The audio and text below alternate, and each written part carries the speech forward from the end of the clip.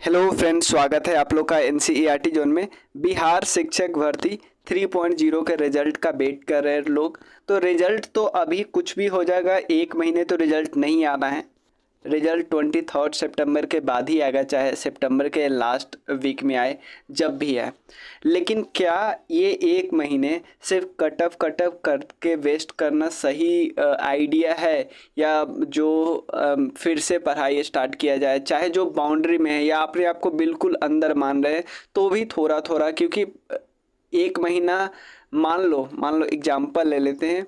एक महीना आपने पढ़ लिया और आपका हो गया, तो ऐसा आपको फील ही नहीं होगा कि हमने एक महीना वेस्ट कर लिया, कि कुछ बहुत ज़्यादा हमने पढ़ लिया है, हमको पता नहीं क्या करेंगे इसका, क्योंकि कभी वेस्ट जाता नहीं है पढ़ाई।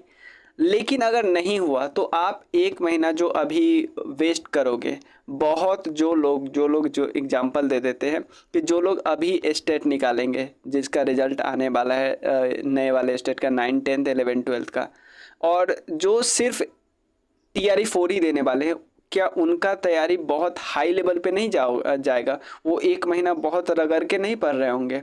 और जिनका नहीं होगा, जो टीआरई दिए हैं जिनका नहीं हुआ होगा, वो बहुत पीछे चले जाएंगे। फिर टीआरई 4 भी उनके लिए वही टफ लगेगा कि फिर टीआरई 4 में भी वो कट ऑफ ही लोगों के कमेंट सेक्शन में ज़्यादा के बहुत लोगों के कमेंट सेक्शन में करेंगे कि इतना है, होगा कि नहीं, होगा कि नहीं। उससे अच्छा है कि एक महीना हम लोग के सिंपल इंतज़ार करने से अच्छा है कि आराम से पढ़ा जाए। जहाँ से भी आप पढ़ो, लेकिन पढ़ो, ठीक है। जैसे मैं बता रहा हूँ, जैसे टीआरई 4 के लिए मैं क्या कर रहा हूँ, जैसे मैं आप लोगों को, ये तो हम लोग को, ये तो आपको पता ही है।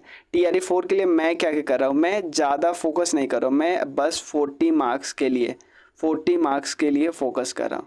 40 मार्क्स में क्या क्या आएगा, जैसे 8 क्वेश्चन आएंगे मॉडर्न हिस्ट्री, उसमें बिहार को इंक्लूड कर लो। 8 क्वेश्चन ज्योग्राफी, उसमें भी बिहार को इंक्लूड करो। 8 क्वेश्चन साइंस और 8 क्वेश्चन करेंट अफेयर्स। यहाँ तो मैं आप लोग को सपोर्ट करने वाला हूँ बहुत ज़्यादा। और अभी तक मैंने क्या क्या किया है, ठीक है, अभी तक मैंने क्या किया है, 8 क्वेश्चन मैंने मॉडर्न हिस्ट्री का कराया था, जो टीआरई 3 से पहले कराया था। इसमें से 7 क्वेश्चन डायरेक्ट आया है। 11 12 का मैं बात करूँ तो 9 10th में भी, 6 to 8 में भी मेजॉरिटी क्वेश्चन, ये सिर्फ 10 लेक्चर इसका है, उसी से आया है। एक दो क्वेश्चन इनडायरेक्ट आया है, बाकी डायरेक्ट आए हैं। क्लियर।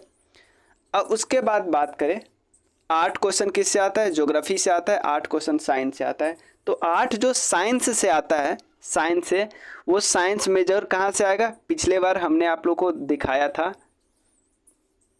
साइंस मैंने आपको लोगों को दिखाया था कि जो 11 12 वाला जो साइंस था ना, 11 12 वाला जो साइंस का पेपर था, मतलब जो 40 मार्क्स में जो 8 मार्क्स का आता है साइंस, वो पूरी 10वां के एनसीईआरटी के एग्जाम्पल से निकाला हुआ था। मैं एक एक क्वेश्चन आप लोग को फ़ोटो खींच के दिखा दी भी हूँ। तो यानी कि ऐसा नहीं कि 10वां से भी आएगा। 2 बुक है हमारे पास इंपॉर्टेंट, 9th और 10th। 9th का ऑलरेडी हम लोग 9 चैप्टर डिस्कस कर चुके हैं, 10वां चैप्टर बस डिस्कस करना है।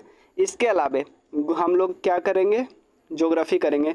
ज्योग्राफी में हमको 2 बुक है हमारे पास, 11th का दोनों ज्योग्राफी करेंगे, 12th का नहीं करेंगे।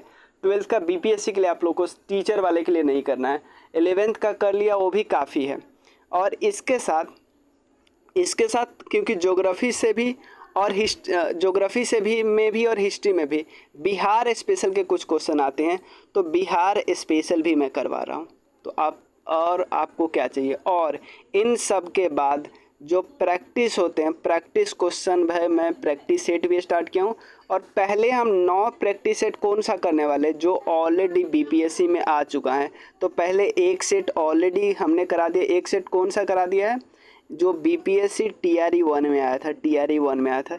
एक चीज़ उसमें थोड़ा सा रह गया, मैं कोशिश कर रहा था कि जो 8 क्वेश्चन उसका करंट अफेयर्स को हटा के अलग नया 8 क्वेश्चन, वो मैंने पीडीएफ भी बना लिया था, बट वीडियो बनाते वक्त पता नहीं कैसे रह गया। तो ये जो 8 क्वेश्चन है, अगले टेस्ट में हमारा 16 क्वेश्चन करंट अफेयर्स का करेंगे, और 8 क्वेश्चन जो है हटा देंगे उस टेस्ट का, क्योंकि वो करंट अफेयर्स पुराना है, तो वो 8 हटा देंगे, नया 8 क्वेश्चन डाल देंगे। यानी टोटल 16 क्वेश्चन करंट अफेयर्स का हो जाएगा। यानी अगला टेस्ट होगा ना, उसमें 48 क्वेश्चन होंगे। ठीक है, तो यही बस बताना चाहता हूँ। इसके अलावे जिनको जो घटनाचक्र पूर्वावलोकन करना चाहते हैं, देखो घटनाचक्र पूर्वावलोकन इसके लिए ज़रूरी नहीं है, बीपीएससी टीआरई 3.0 के लिए ज़रूरी नहीं। जो घटनाचक्र पूर्वावलोकन किसी और एग्ज़ाम, जैसे बीपीएससी के जो सिविल सर्विसेज वाला एग्ज़ाम होता है या और भी एग्ज़ाम होते हैं, दरोगा वाला एग्ज़ाम होता है, उसमें घटना चक्र का पूर्वावलोकन अलग अलग सब्जेक्ट का आता है, वो बहुत ज़रूरी है। उसका थ्योरी और ऑब्जेक्टिव मैं करवा रहा हूँ, उससे भी ज्वाइन कर सकते हैं। तो ये 3-4 चीज़ मैं जैसे अब मॉडर्न हिस्ट्री पूरा कंप्लीट है, आप देख लेना प्लेलिस्ट। साइंस का 9th का 9 चैप्टर तक ऑलरेडी हो चुका है, 10वां चैप्टर हम करवाने वाले हैं। इसी तरह ज्योग्राफी भी हम करवाएंगे, बिहार स्पेशल हम करवाने वाले हैं। तो ये सब आपका चल रहा है। 40 मार्क्स आपका बिल्कुल सिक्योर हो जाएगा इससे, ठीक है ना। 40 मार्क्स का प्रिपरेशन करते रहो ना, बाकी 40 मार्क्स। और एक चीज़ आप देखे होइएगा, जिसका 40 मार्क्स वाला ज़्यादा अच्छा है वो उसको उतना ज़्यादा डर नहीं, क्योंकि मेन सब्जेक्ट ठीक ही होता है सबका, बहुत अच्छा नहीं होता लेकिन ठीक ही होता है। तो यहाँ पे जो खासकर टेक्निकल जो सब्जेक्ट है, जैसे मैथ्स हो गया या कंप्यूटर साइंस हो गया, तो यहाँ पे इन 40 मार्क्स का बहुत इंपॉर्टेंट रोल है। क्लियर। तो इस वीडियो में बस इतना ही बताना चाह रहा हूँ कि प्लीज़ वेट मत कीजिए, आराम से कुछ ना कुछ प्रिपरेशन कीजिए। चाहे आपको लगता है कि आप बहुत अंदर है, फिर भी आप प्रिपरेशन करिए, ठीक है। मिलते हैं नेक्स्ट वीडियो में, तब तक के लिए थैंक यू सो मच।